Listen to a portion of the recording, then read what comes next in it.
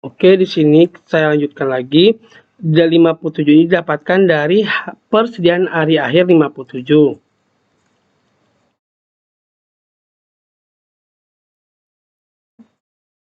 Selanjutnya,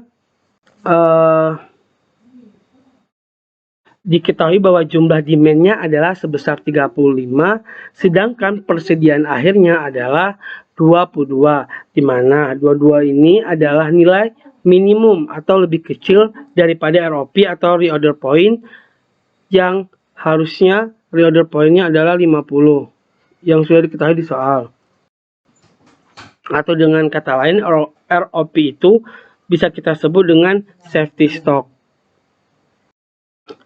Nah, untuk persediaan akhir ini kita menggunakan rumus yang sama, yaitu persediaan awal dikurang dengan jumlah. Nah, kemudian apakah jumlah kurang? Tidak. Namun, perlu adanya penambahan pesanan. Kenapa? Karena ROP-nya tadi kan harusnya sebesar 50. Tapi di sini kita hanya mempunyai persediaan hari akhir sebesar 22. Nah, selanjutnya itu jumlah penambahan pesanan. 178 ini berarti kan kita harus pesan lagi. Nah, untuk kita pesan lagi itu kita menggunakan rumus ROQ ditambah dengan ROP dikurang dengan persediaan hari akhir.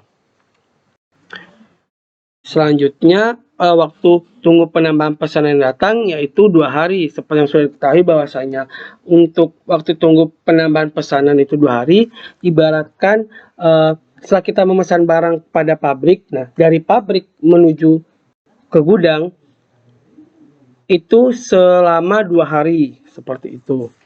Begitu juga dengan rumus biaya pesanan, biaya simpan maksud saya, dan biaya setup serta biaya losel dan lain-lain. Begitu juga dengan seterusnya. Selanjutnya, setelah kita melakukan perhitungan sampai dengan hari atau tanggal ke-31, kita lanjut dengan menjumlahkan model persediaan awal hari, lalu persediaan akhir, dan lain-lain. Dan tak lupa juga kita harus menghitung rata-rata perharinya, rata-rata per hari dari persediaan air tersebut. Sama halnya dengan yang kita lakukan di kondisi real tadi. Seperti itu. Nah, setelah kita melakukan perhitungan-perhitungan yang lain-lainnya, ternyata didapatkan bahwa jumlah TIC untuk perhitungan simulasi itu sebesar 517.775 rupiah, di mana kondisi real itu nilai TIC-nya lebih kecil dibandingkan dengan hasil TIC dari simulasi.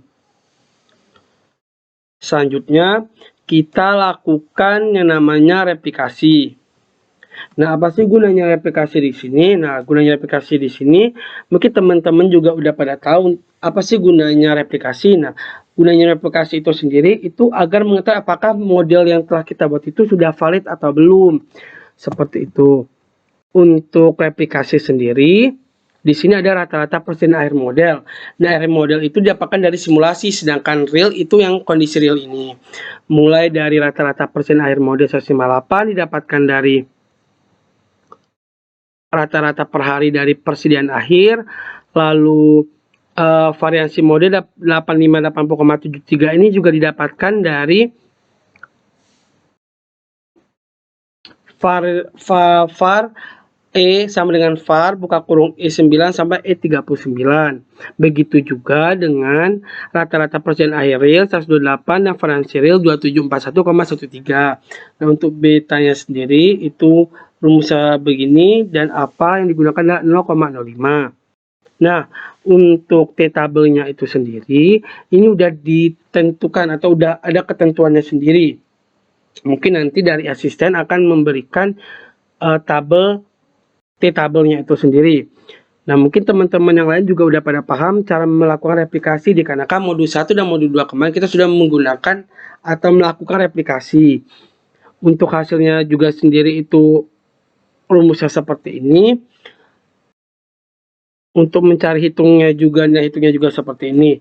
Nah, setelah melakukan replikasi dari tabel tersebut, diketahui bahwa hasil perhitungan replikasi lebih kecil dari nilai beta pada replikasi ke-15. Nih.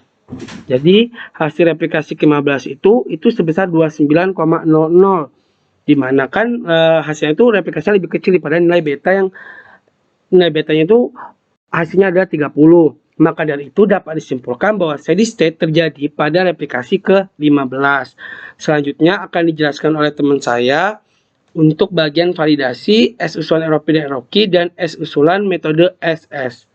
Terima kasih. Wassalamualaikum warahmatullahi wabarakatuh.